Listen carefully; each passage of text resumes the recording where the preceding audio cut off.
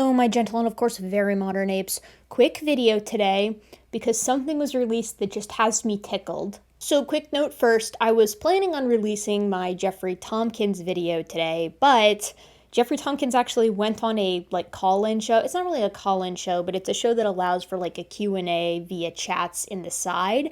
And I got to ask him a couple of questions, and now I need to rethink some things. I need to rethink my assessment of Jeffrey Tompkins' ability and intentions. We'll get there when we get there because, needless to say, there is a lot to cover. Today, we're actually covering a much funnier, briefer topic. Some of you might have picked up on this, but one thing I like to do on this channel is debunk young Earth creationism. And if you don't know what that is, it's pretty simple. Young Earth creationism is the idea that the Abrahamic God created the Earth around 6,000 years ago, more or less in its present state, and that all of the animals descend from these sort of progenitor creations that he made. So, of course, evolution bad. It also proposes that the entirety of the geologic column, at least for the past 500 million years, was created during the Noah's Ark story, during a global flood that lasted about a year and killed everything on Earth except for the denizens of that big boat.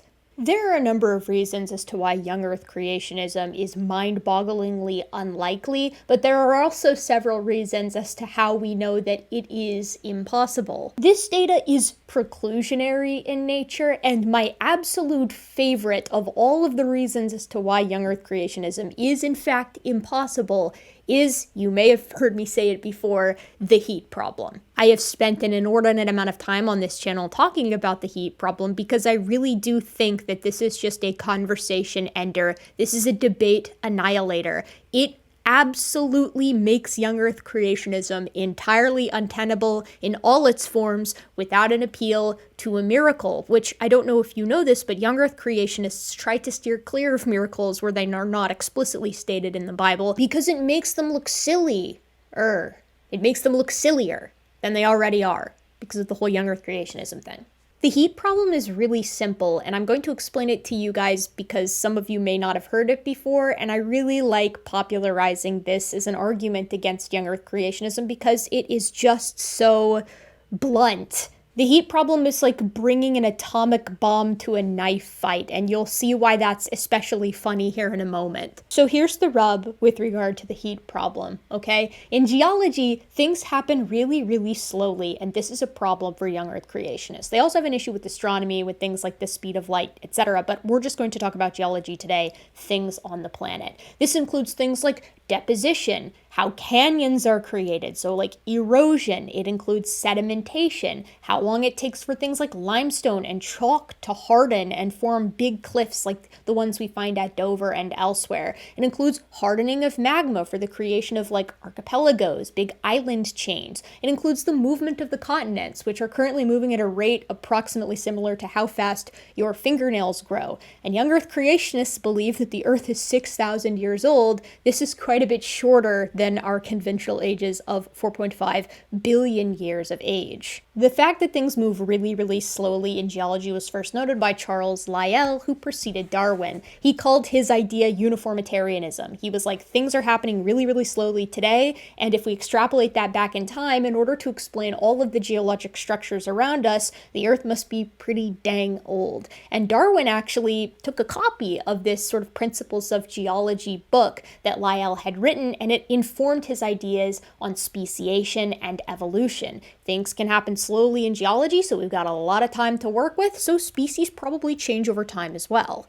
Radiometric dating made things a lot worse for creationists because now we could get absolute ages for rocks. Now, you need to know something about radiometric dating, and that's that it works. And the way that we know that it works is because the entire modern energy industry depends on radiometric dating to fuel the world.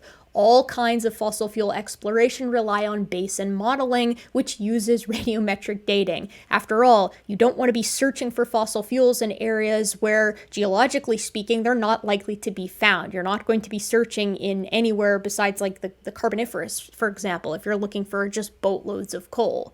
Now, radiometric dating relies on the decay of elements, and when elements decay, they release heat. In fact, all of the geologic processes that I just talked about also release heat. So you can see where this is going. We have 6,000 years, if we are looking at this from a young Earth creationist perspective, for approximately 4.5 billion years worth of heat. And it actually gets a lot worse than that because most creationists suppose that this heat release, in order to explain, again, the geologic column, had to have happened during the year-long event of Noah's flood. So we have 1 year for 4.5 billion years worth of heat release. Now, myself and others have done the math before on this as far as the physical ramifications for the planet if you were to take 4.5 billion years worth of decay and other geologic events and cram them into a single year, as well as the more conservative estimate, what if you did it for just 500 million years worth of geologic events and decay? And the numbers are pretty staggering. You can find the details in this video here. I won't bore you with the numbers in joules, but if we're looking at 500 million years worth of all of those geologic processes, this is equivalent to detonating around 93,000 hydrogen bombs per square kilometer on the Earth's surface. The actual total number of hydrogen bombs would be 4.78 times 10 raised 13. That's a lot of hydrogen bombs. Now that's for the catastrophic plate tectonics model. If you want to use hydroplate, which is the sort of less popular flood model amongst young Earth creationists, a flood model is just a model that explains all of the events that happened during Noah's flood. If you use hydroplate, which is Brown's idea, the number actually rises to 5,000 trillion 1 megaton hydrogen bombs, which is considerably more than the catastrophic plate tectonics model, although both completely annihilate the Earth. So this is the heat problem, right? It's an issue with the young Earth creationist idea that the global flood actually happened and is responsible for a large portion of the geologic column and the status of radioactive elements in the rocks today. And they don't really have a solution for this problem. In fact, I've talked many times on this channel about their attempts at finding a solution and how they keep coming up empty-handed and going, well, we can't rule out a miracle, which I've told you guys this before, but the second miracles become involved, science just doesn't care anymore. It ceases to be investigatable by the scientific method. Professional creationists recognize this, the amateurs, not so much. As I've talked about, again, many times on this channel, the YouTube channel Standing for Truth, which is operated by Donnie Deals, cannot seem to swallow this pill and continually tries to grapple with the heat problem, proposing that not only is it solved, but his guys, remember he's an amateur YouTube creationist, his guys have actually solved it. And then they present their solution and it ignores things like the basic laws of thermodynamics. Tube. I'm slowly coming to terms with the fact that I have an addiction to needling Donnie when he gets things wrong. I think it's because he's so confident when he's so incorrect, and I just can't help myself. So I thought today we would cover a recent paper that was released by Answers in Genesis that I know is just really going to get his goat, and that just makes me smile. So they've had this ongoing series for a while called Heat Problems Associated with Genesis Flood Models, and they just released this part 4. Parts 1 through 3 all ended with, yeah, could be a miracle, but we're not quite sure yet. So I'm really curious to see how part 4 ends, and the spoiler is I already know how it ends. So they spend this time going through a lot of different geologic processes, namely LIPs, which stands for Large Igneous Provinces, and, various geologic phenomena that are going to release a lot of heat. There's one thing in here that I really like. It's table 1 that actually includes a lot more new sources of heat that I hadn't even considered. So here it is, table 1. Accretion energy, for example, is 219 times 10 raised 30 joules. So, a lot more hydrogen bombs, and I hadn't even taken any of that into consideration. So you should take a look at that if you're interested at all in the heat problem stuff. I feel like I've done that topic justice, and the number that I came up with was sufficient to create enough problems to consider, but I think it's quite funny that the creationists themselves are actually coming with worse numbers, which, is honest, if nothing else. So here's where here's what I want to talk about. I want to talk about the conclusions and the recommendation for future work, because you can take your time and go through all of the rigmarole of their methods and things of that nature, but the conclusions really spell out where they're at with the heat problem, and that's all I want to talk about today in this relatively short video. They say conclusions and recommendations for future work. The main conclusion of this article is that the total amount of geological heat deposited in the formation of the ocean floors and of large igneous provinces is overwhelming. It cannot be removed from the biosphere within a biblically compatible timescale by known processes. Using CPT-style flood models, that's catastrophic plate tectonics, as our theoretical framework, no more than a tiny fraction of the total could have been released into the atmosphere and oceans during and after the flood. Given the highest bulk open temperature in the early Cenozoic did not exceed 13 degrees Celsius, in contrast, with present-day value of 2 degrees Celsius, the total heat absorbed by the oceans in Earth's main environmental heat sink would be on the order of 6 times 10 raised 25 joules at most, assuming a thermal capacity of 5.5 times 10 raised 24 joules. This is only 0.04% of the total heat deposition. The remaining 99.96% must have been removed or absorbed elsewhere. It seems this must have been accomplished by some special, hitherto unrecognized mechanism. So they're like, yep, we certainly have an issue. And to me, this is very funny and good, actually, that they're willing to say, here's an actual issue that we have, and it has not been solved. I think you have to be honest when you've got an issue that is currently insurmountable. Of course, these are the professional creationists. Donnie Deals thinks that the issue not only can be solved, but like that his guys have solved it. And some of you will remember that I have him on video as saying that if the heat problem can't be solved, if his most previous attempt at it doesn't work to solve it, that he will admit that the heat problem isn't solved. And I don't, to my knowledge, have that admission. I don't have him going on camera and saying, yeah, okay, Erica was right. We don't actually have a solution yet. We'll analyze it, and you know what? If I get a sufficient response to that, I'll admit that currently there's no solution to the heat problem. I'm a little salty about that. Maybe that's why I'm doing this video today. Donnie, the clock's ticking. They continue on, though, because this is kind of the better portion here. I know, how could it get any better? However, it is important to appreciate that our inability to identify an acknowledged mechanism for removing excess heat deposited during and after the flood, an issue first identified over 35 years ago by Baumgartner, is only a problem in the sense that it represents the limited nature of our human understanding.